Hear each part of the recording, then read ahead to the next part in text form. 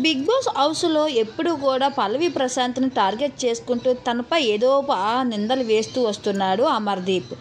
అయితే అమర్దీప్ పోయిన రెండవ నామినేషన్లో మాత్రం అమర్దీప్ అలాగే మిగతా కంటెంట్స్ అందరూ కలిపి పల్లవి ప్రశాంత్ నామినేషన్ చేసినా ఏమాత్రం తొణక్కుంటా బాధపడకుండా తను స్ట్రాంగ్గా నిలబడి తన సత్తా చాటుకున్నాడు.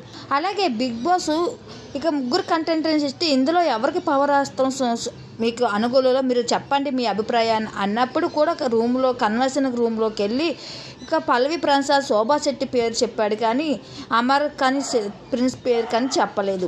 అయితే ఎప్పుడు పాజిటివ్గానే ఉంటాడు ఇక పల్లవి ప్రశాంత్, కానీ ఎప్పుడు పల్లవి ప్రశాంత్పై ఏదో నెగిటివ్ చేస్తూనే వస్తాడు అమర్దీప్.